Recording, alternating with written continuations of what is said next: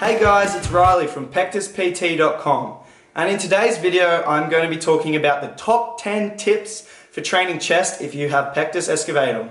The first tip is to get a full range of motion in every single rep. This is crucially important for us as we typically have tight chest muscles, so getting that full range of motion ensures we stretch the chest all the way out, which will be beneficial for one, stretching the chest, and two, correcting our posture. So when people go into the gym, they're just doing those half reps, ego lifting, that's actually going to potentially make their chest tighter and will hinder their progress. Another reason why it's so crucial to get the full range of motion is because you actually get more chest stimulus and you're going to get more growth in your chest. Doing those half reps is not putting nearly enough tension over the whole chest, and you're not going to get the amount of growth that you would get from a good time under tension and the full range of motion. So when pressing with a dumbbell or a barbell or even doing a push-up, ensure that the weight comes all the way down to your chest, okay? That means you're getting the full range of motion. And also with movements like the dumbbell press, I like to come out a little wider so you can get that full stretch, or even with the barbell, hold the bar a little wider so you get that full stretch, yeah?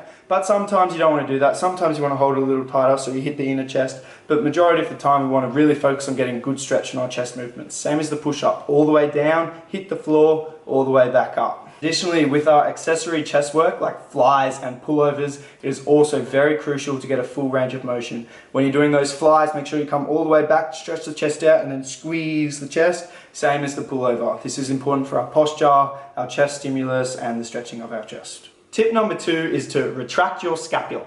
What do I mean by this? I'm essentially saying just roll your shoulders back, push your chest out, okay? This is important with all reps, especially the pushing movements when we're lying down on the bench. Make sure the shoulder blades are back and the chest is out. Tip number 3 is form over weight. This ties into our first point again, but essentially there's lots of people out there that do the ego lifting, just trying to get a heavy weight, not doing proper reps. What we want to do is get the proper form, okay? Make sure that our elbows are coming at 45, the chest is out, we're getting that full range of motion, yeah? So form over weight at all times. You'd be much better off benching 40 kilograms by 12 slow and controlled reps with proper form. You'll get much better chest stimulus, you break down your chest muscles more and to grow them back bigger and stronger than you would be if you were to bench 50 kg by 10 reps, but the reps being partial reps or the reps being yanked and just no control, okay? So time under tension is a very important variable that gets neglected when we choose to go heavy weights just for a certain rep range. So form over weight. Tip number 4 is keep your ribs down and tight and your core strong during all movements. This is a really important tip and essentially enables us to kill 2 birds with 1 stone, yeah? So keeping our core tight and our ribs down enables us to help reduce our pot belly and rib flare, which I've also covered in one of my previous videos. But also keeping that form enables us to push heavy weight, which will result in more chest gains.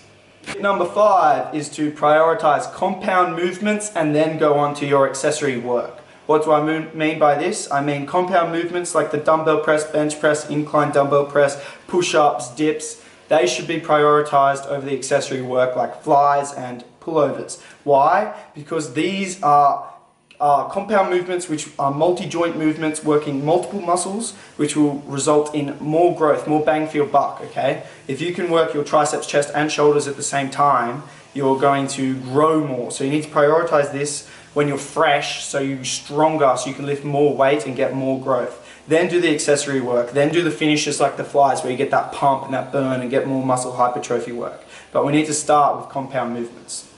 Tip number 6 is to target our inner chest. So landmine press, close grip bench press, dumbbell crush grip press, different forms of flies, the low dumbbell fly. These are all great movements that target our inner chest. Why is this so important? Because that is around the pectus hole, and if we can build that up, then it makes it look like our pecs are forming that hole. So target your inner chest. Tip number 7 is dumbbells over barbells. Not all the time, but most of the time we should use the dumbbells over the barbells for our pressing movements.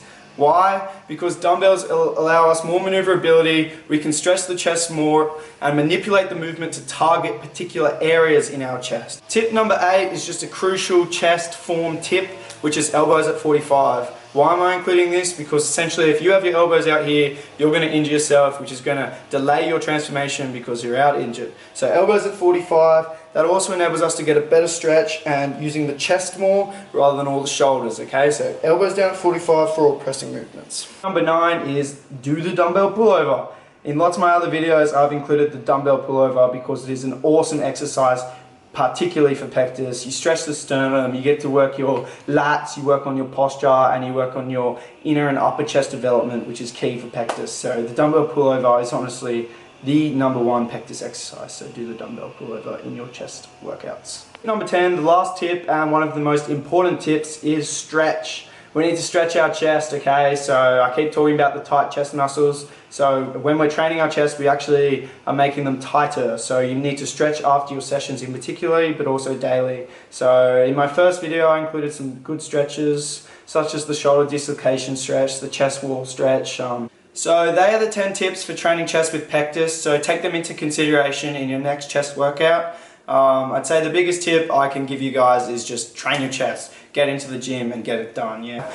If you want to take the guessing work out of your training and you're a bit lost, you don't know what to do, like you're finding my videos helpful but you can't put it in a program, I can help you with this, yeah. This is my job, this is what I do. I design programs for my clients that is step by step, simplified, and tells you exactly what to do, customized for you so you can transform your body. So yep, just head on over to pectuspt.com and get started today. And if you found this video helpful or very informative, please give it a thumbs up. Remember to subscribe to my channel as I'm going to be posting heaps of videos more regularly, and share the video if you found it extra informative. Yeah, get it around so it can get more views and I can help more people.